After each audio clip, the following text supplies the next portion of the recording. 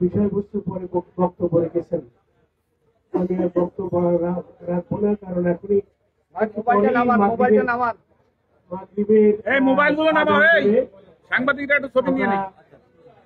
তার আগেই আমরা শেষ করবো দোয়া। মূলত আমাদের আজকে গতকালই আমাদের এমন একটি দিন আমরা পার করেছি,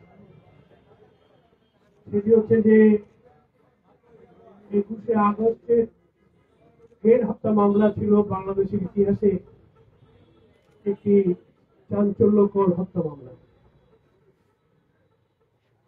এবং এই হামলার এই মামলাটি নিয়ে আওয়ামী লীগ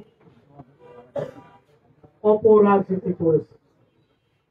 সেটি হচ্ছে যে বিএনপিকে নেতৃত্ব শূন্য করার জন্য এই মামলাটিকে আওয়ামী লীগ এবং শেখ হাসিনা এটিকে ব্যবহার করেছে। এবং এই মামলা ঘটনা সংঘটিত হওয়ার পরেই এই মামলা নিয়ে একাধিকবার আপনার তদন্ত হয়েছে। বিশেষ করে তত্ত্বাবধায়ক সরকার মঈনুদ্দিন ফখরুদ্দিনের সরকারও এই মামলা তদন্ত করে চার্জশিট প্রদান করেছে। কিন্তু আওয়ামী লীগ ক্ষমতা আসার পরে এই মামলাটিকে নতুন করে আবার তদন্ত করে আমাদের ভারপ্রাপ্ত চেয়ারম্যান তারেক রহমান সহ বিএনপির বেশ কিছু নেতাকে, সাবেক মন্ত্রীকে এই মামলার আসামি করা হয়েছে এবং বিএনপি এই হত্যা মামলা সাথে সম্পৃক্ত এ দায় বিএনপির পরে চাপিয়ে দেওয়ার অপচেষ্টা করা হয়েছে। আল্লাহ আমাদের সহায় হন, মহান রব্বুল আলামিনের কৃপায় আমরা আমাদের প্রিয় নেতা জনাব তারেক রহমান সহ নেতৃবৃন্দ আদালত কর্তৃক এই মামলার থেকে আপিলে খালাস পেয়েছেন এবং দেশে ছাত্র জনতার অভ্যুত্থানের পরেই আওয়ামী লীগ, হাসিনা এবং তার সকল মন্ত্রী এমপি দেশ থেকে পালিয়ে গেছেন।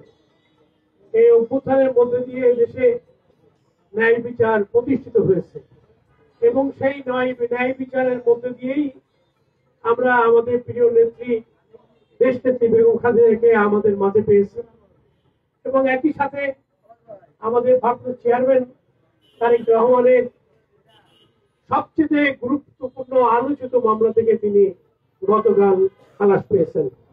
এরপরে তারপরেও আরো অনেক মামলা, মিথ্যা মামলা তাকে জড়িত করা হয়েছে। সেই মামলাগুলো আস্তে আস্তে তার থেকে উনি রেহাই পাবেন এবং মুক্তি পাবেন এই আশাবাদ আমাদের। একই সাথে 15 বছরে যে মিথ্যা মামলা দায়ের করে লাখ লাখ নেতা কর্মীদের নিপীড়ন করা হয়েছে, আমরা সেই মামলা থেকেও রেহাই পাওয়ার পদক্ষেপ আমরা দেখতে পাচ্ছি এবং আমরা যারা এই মামলায় জর্জরিত, আমরা দীর্ঘদিন আদালত পাড়ায় এবং কারাগার এবং পালিয়ে থেকে আমরা এই মামলায় নিপীড়ন থেকে আমাদের কর্মীদের রক্ষা করার চেষ্টা করেছি। আল্লাহ আমাদের সহায় হন এবং বিএনপির সকল